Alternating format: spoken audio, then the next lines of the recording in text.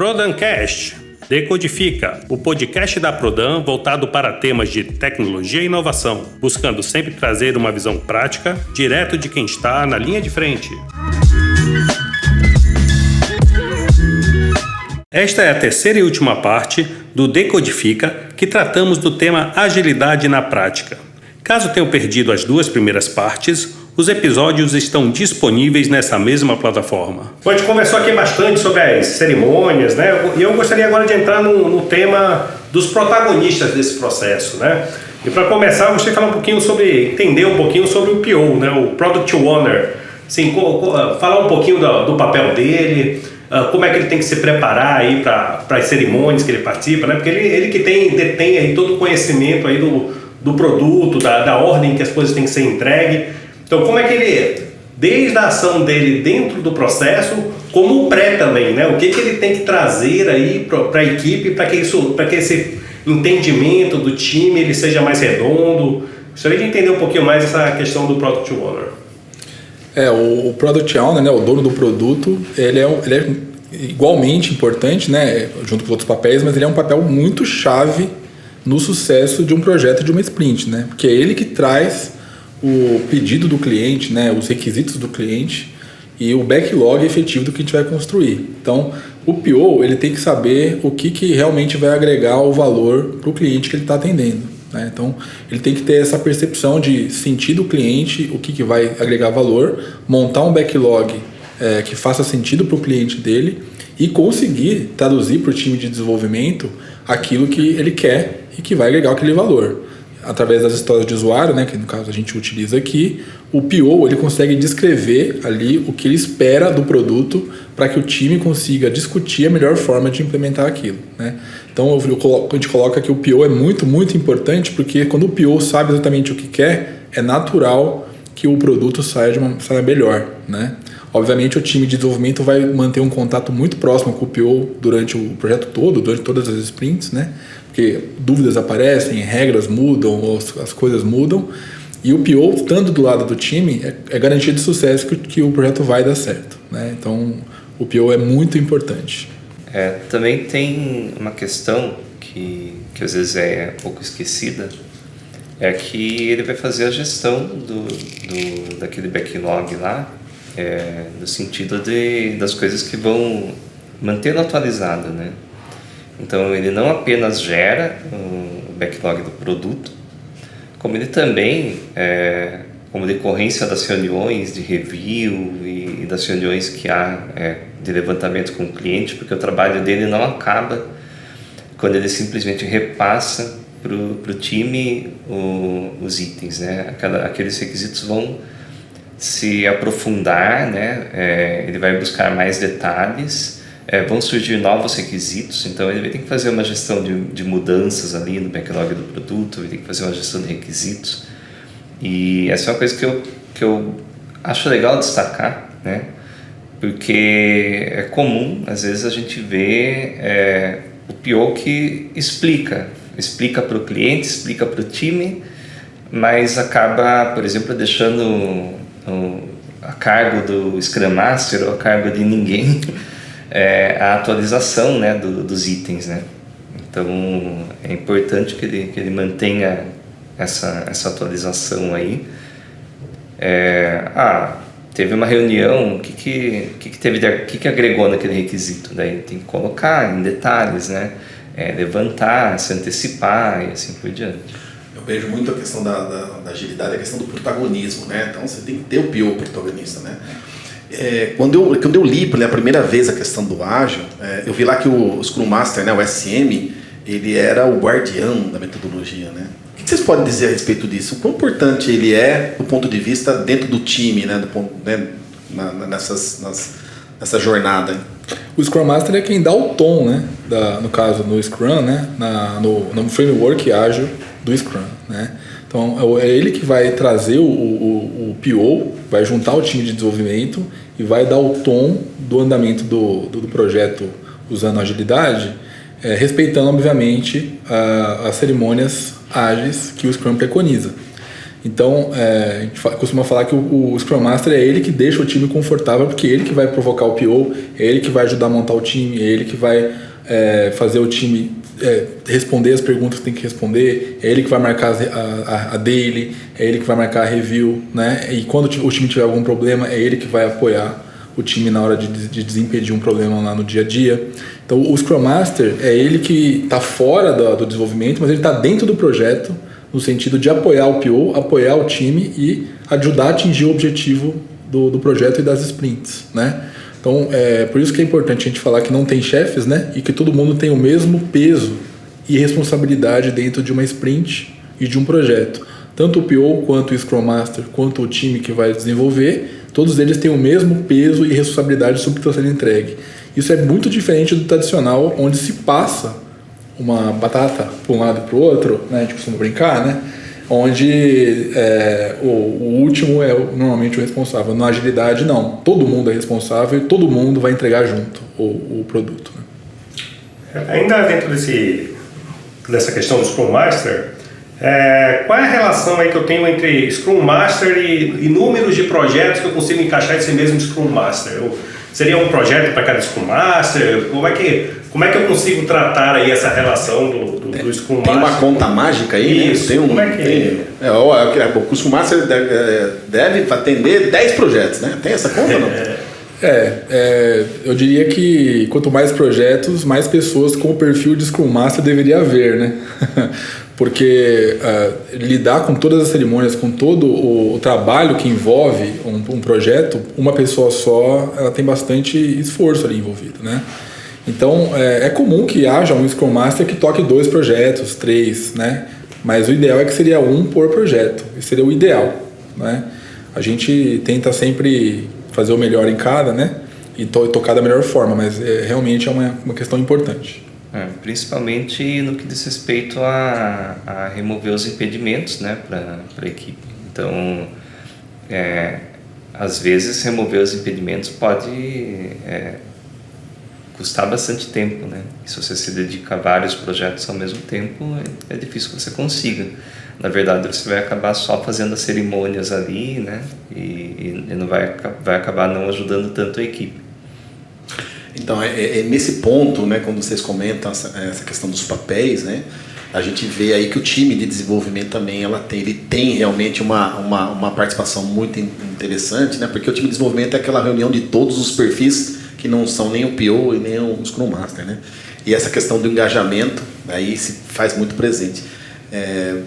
Mônica, assim, você vê nessa questão do engajamento dos times aí no caso?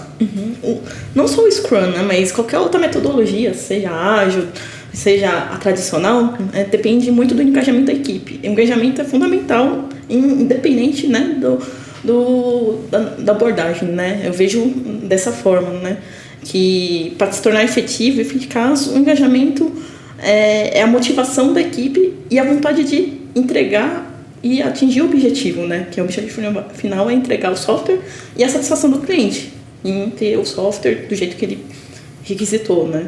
Então, o engajamento da equipe é fundamental.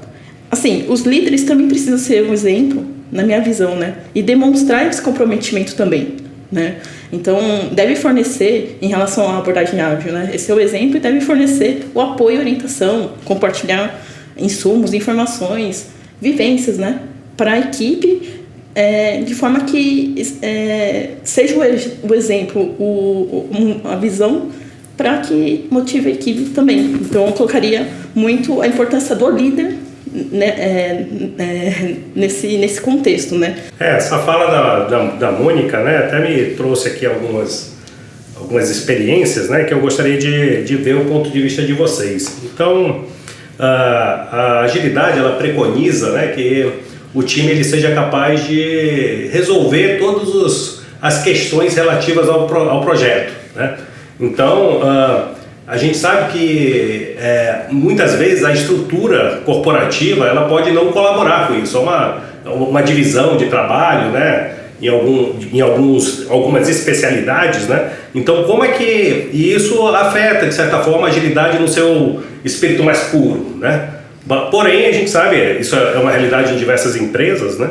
A gente sabe que existem formas de contornar isso, né? Eu gostaria de saber se vocês passam por esse tipo de situação e se passam, como é que vocês tratam isso, como isso é contornado, se isso chega a ser de fato um problema ou é algo que dá para a gente trabalhar sem grandes preocupações.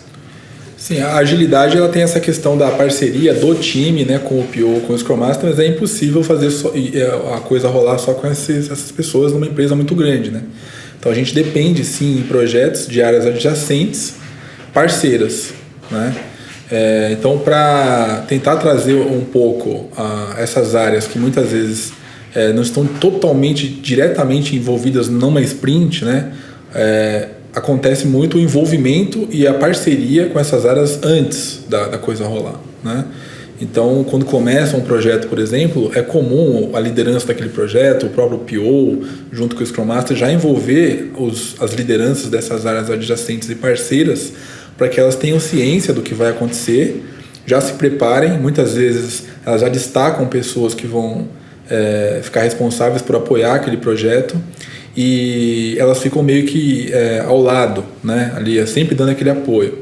Então, quando o projeto começa a rolar e as sprints começam a fluir, em muitos momentos a gente depende da interação com essas áreas. E aí o acordo já está selado e quando por algum motivo isso não acontece, a gente tem o apoio do Scrum Master que vai, obviamente, usar aquele pré-acordo que foi feito lá atrás para desimpedir ou alguma coisa que dependa disso, né? Então as áreas adjacentes numa empresa grande, elas também são parte da resolução e da entrega, né? Então é por isso que é importante a gente ter a parceria e o apoio de muitas áreas, né? É assim que rola. Porque, na verdade, o sucesso realmente, né, do pronto, né, que a gente acaba preconizando no ágil, depende realmente, não, às vezes, não só do time, né, que você depende de vários outros atores que estão permeando o ecossistema para conseguir o sucesso. Eu queria ver com vocês essa questão quando você está falando de papéis e responsabilidades dentro do ágil, né, a gente não consegue fugir dos conflitos, né, da parte tradicional realmente que existe, né, dentro disso. Eu queria saber um pouquinho de vocês essa questão dos conflitos que acontecem com a questão que a gente chama do back-office, né? O que vocês poderiam falar a respeito disso? Normalmente um time ágil ele é autocontido, né? Então a gente entende que ele está trabalhando ali com um objetivo comum, que é entregar o projeto e a sprint, né? Então é comum que outras pessoas, às vezes um chefe, chegue e atravesse a discussão e tente mexer naquele equilíbrio que o time ágil está mantendo. Então isso tem que ser gerido pelo Scrum Master, né? É um desafio em empresas que têm uma questão tradicional mais forte, né? Então quando isso acontece a gente tem que ter o jogo de cintura ali para gerenciar e causar o menor impacto possível no projeto, né? Outras coisas que acontecem, né, que tem a ver muito com o back-office, é que além do projeto, nós temos que lidar com o dia a dia corporativo, né? Então, às vezes a pessoa tem um papel de PO, mas ela também tem que, de repente, fazer um contrato, ela tem que interagir com o time dela do ponto de vista mais administrativo, né? E isso tudo também é um trabalho a ser feito dentro de uma organização que não tem necessariamente a ver com a entrega do valor daquele projeto. Então, conciliar tudo isso é um desafio para as pessoas que atuam em projetos ágeis, né? Porque você tem que meio que tirar o chapéu do projeto e vestir um chapéu do dia a dia. E depois você recoloca o chapéu do time ágil e do projeto, né? Então, é assim que é. Bom, agora a gente vai numa parte que a gente talvez não tenha discutido, que é uma coisa mais, né, temas abertos, redação livre, lembra quando a gente ia na escola lá, redação livre, né? O que você, né, pode falar? Queria saber de vocês quais são os principais desafios que vocês enfrentam no dia a dia. Eu acho que uma empresa que está se propondo a fazer uma transição para agilidade, o principal desafio é a gente fazer com que todas as áreas da empresa também entendam o espírito da agilidade, né? E isso vai desde da contratação de um serviço ou da venda de um produto até a formação das equipes que tem que mudar o paradigma, né, e a forma de olhar para os preceitos ágeis, né? Então, falando mais especificamente, né, a gente tem desafios quando a gente, por exemplo, recebe um projeto com prazo e escopo fixo, né, que a gente tem que gerenciar isso, como é que a gente coloca isso dentro de um time e também tem a abertura da agilidade para você também permitir que aquilo mude um pouco, né, poder negociar essas datas, a questão de você pegar pessoas que não estão acostumadas com com posturas ágeis, né, com uma postura colaborativa ou mesmo com uma postura de proatividade, né, às vezes está mais acostumada com a questão de comando e controle, e colocá-la num ambiente onde ela tem que ter uma outra abordagem. Então eu colocaria isso como os principais desafios aí. Além dos aspectos técnicos e culturais do desafio do dia a dia, eu acrescentaria também um aspecto em relação à motivação e engajamento do time, porque é um aspecto que não envolve algo específico, né? Depende muito do indivíduo. Então é um desafio que abre várias oportunidades, mas ainda não tem uma solução, né? Uma chave que vou usar isso e vai resolver. Então é de cada pessoa e é um desafio para a empresa toda, né? Bom, eu acrescentaria também, voltando para a equipe, né? A questão de isso dá até para compreender, né? Mas já que estamos falando de dificuldades, né? Ter uma equipe onde tem ali todos os papéis, né? Ter realmente uma equipe autônoma, porque às vezes a falta da autonomia na equipe acaba afetando muito as entregas, acaba afetando muito aquele que vai ter que ajudar a equipe também, por falta de uma autonomia, seja porque ela não tem as permissões, né, para fazer determinadas coisas devido a uma divisão funcional ali. Então, eu não tenho a liberdade para mexer no banco, mas precisa mexer no banco e rápido. Só para dar um exemplo, né?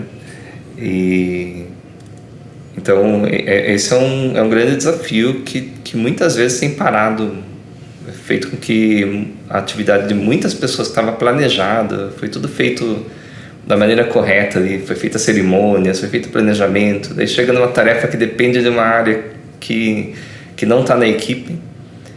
E até falamos disso, né, de ter você combinar antes e tudo, mas às vezes não acontece. e acaba sendo uma grande dificuldade. O ideal mesmo seria a gente tentar seguir por um caminho da equipe ter cada vez mais autonomia mesmo, né? Realmente poder fazer ali no desenvolvimento, ela poder trabalhar, não ter nada que impeça ela de trabalhar. E também a questão ainda na equipe, né, e proporcionado por essa organização funcional, assim, né, que também foi um outro assunto tratado, a equipe acabar tendo que dividir o tempo que ela deveria estar dedicada naquele projeto, naquele sprint, com outras atividades do back-office, né, que a gente chegou a comentar. Então isso dificulta bastante, é uma coisa que eu presencio bastante no dia a dia aí, e as equipes voariam se não tivesse essas questões aí. E outra questão também por mais que a gente foque nas pessoas, né, muito mais do que processos, também, se a gente for parar para pensar dentro das atribuições de cada papel que a gente chegou a comentar, ainda falta, de repente, uma questão quando às vezes a gente não tem as ferramentas adequadas, a gente está trabalhando no home office, por exemplo, a questão de alguém que possa preparar todas as ferramentas e que elas sejam integradas e seja fácil da gente preparar isso para a equipe, né, para a equipe poder trabalhar. Isso facilita também bastante o trabalho da equipe. No meu caso particular, em relação a contratos, isso não tem sido um grande problema, porque a gente foi trazendo a cultura ágil para o nosso cliente. Então, normalmente quando a gente faz os projetos, a gente parte de um escopo pré-definido, porque ainda se faz assim, né? A gente faz uma estimativa inicial lá e eles concordam no começo, mas eles já estão acostumados a saber que aquilo não é o final, né? Tudo aquilo lá só que eles vão receber. Eles já percebem, devido a fazermos as reviews, termos uma colaboração bem próxima deles, que aquilo vai mudando. Mas e aí talvez eu só tenha que me preocupar ali na hora de fechar de repente o faturamento daquele projeto, daquele sprint, em garantir que seja tudo muito bem documentado, mas às vezes eu não tenho uma rigidez na mudança, né? Agora, nem sempre é assim. Então, tem alguns tipos de contrato que vão exigir que já parte de um escopo fechado, e aí você tem toda aquela complexidade da gestão de mudanças do projeto tradicional que você vai acabar trazendo, se não for para um dos papéis do Scrum, para um gerente de projetos, para alguém que vai ter que ficar cuidando aí de tudo isso daí que gera um overhead enorme, né? Eu que já vivi as duas experiências, digo que a gestão de mudanças, quando ocorre de maneira como a gente faz no ágil, né, que seria o ideal, é muito mais fácil, né? A gente não gasta tanto tempo com isso e, por outro lado, tem muito menos estresse, né, com o cliente, desde que ele compreenda, né, desde que a gente consiga fazer compreender que aquelas mudanças que estão sendo apresentadas e tudo são o que é necessário para atender o que agrega valor para eles. Bom, estamos chegando aí ao final do nosso episódio. E qual a mensagem que vocês gostariam de deixar para as pessoas que querem iniciar nesse mundo da agilidade e ainda não tiveram oportunidade? Por favor. Posso começar? Ladies first. Olha, eu gostaria de recomendar um livro para quem deseja conhecer mais sobre o Scrum, que é uma leitura bem rápida e fácil, com muitos exemplos reais, inclusive. E não é um livro meu, não é uma publi, porque eu gostei mesmo, indico, que é o título do livro é o Scrum, a arte de fazer o dobro do trabalho na metade do tempo. É um livro que eu estou aqui com ele. Eu vou marcar aqui, hein, Mônica? Vou ler esse livro. Muito legal. No título já gostei. E digo mais, o autor, ele é só o co-criador do Scrum. Então, são exemplos reais que ele vivenciou quando ele precisou, né? Então, ele criou e foi através desses exemplos. Por isso que eu recomendo, achei muito legal, uma leitura bem tranquila. Assim, costumo dizer que quem tem vontade sempre acha um jeito ou encontra um meio, né? Para poder aprender, no caso seria para aprender, né? Entrar nessa abordagem de um contexto ágil, né? Aí, se você tem vontade, tem muita informação na internet, muitos livros, muitas pessoas em volta para trocar figurinhas, né? Inclusive, se quem quiser falar comigo, sou disponível, né? E demonstre interesse também, deixe claro, né, suas vontades, que as oportunidades aparecem. Se não aparecer, crie a oportunidade e tente mudar algo que está no seu alcance, né? Que terão sempre pessoas olhando, né? Me falaram uma vez isso, né? Sempre trabalhe e que alguém está olhando o seu trabalho, né? Você pode achar que não, né? Mas sempre tem alguém olhando. Seria isso. E agradeço a todos aqui presentes, equipe do Producast, pelo todo o suporte e atenção com a gente. Agradeço a todos da mesa do podcast. Foi um prazer compartilhar e espero que nosso podcast tenha agregado e estimulado também a vontade de conhecer e aprender cada vez mais de quem está nos ouvindo, né? Dessa abordagem ágil. Ou qualquer outra abordagem que talvez a gente comente, mas acaba exponenciando para até outros aspectos, né? E aí, fique à vontade para conversar comigo e bater um papo. Muito obrigada. Bom, seguindo um pouquinho na linha do que a Mônica falou, e até para trazer um pouco da experiência, né? Para quem quer começar no ágil, né?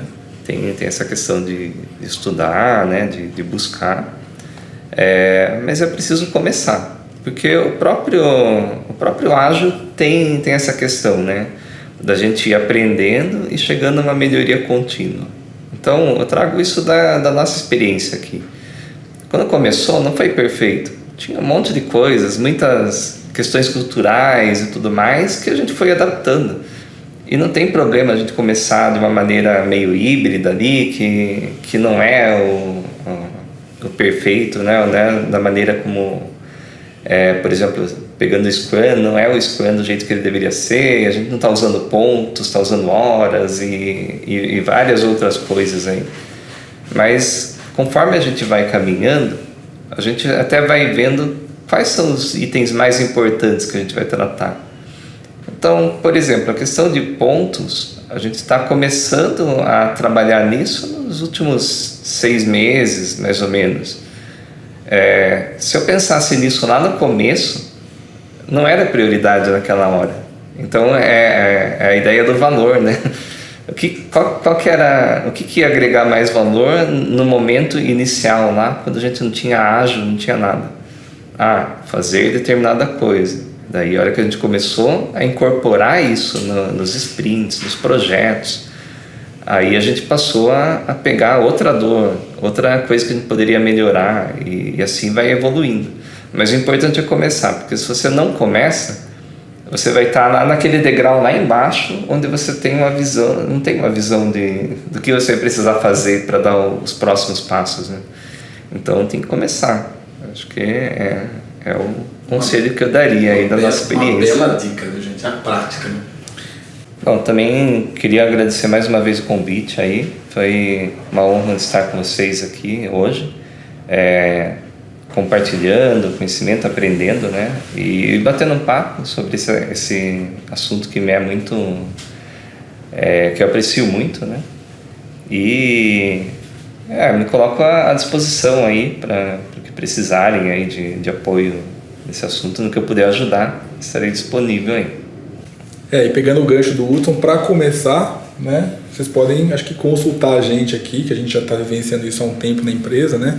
Tanto a Mônica, quanto o Hudson, quanto eu, quanto outras pessoas na Prodan, a gente não são mais early adopters, porque já está bem, né, rodado isso, né? Mas eu acho que tem muitas pessoas na Prodan, especificamente na nossa empresa, que já estão trabalhando com essa abordagem, já tem esse olhar, né? E não tenham medo de vir conversar, falar, de repente verificar se a sua situação ou o seu projeto dá para a gente começar a fazer de uma forma diferente, né? Eu acho que é uma questão de você buscar começar, como o Hudson colocou, e vai acabar percebendo que não é nada muito complexo, né? Muito difícil de gerir.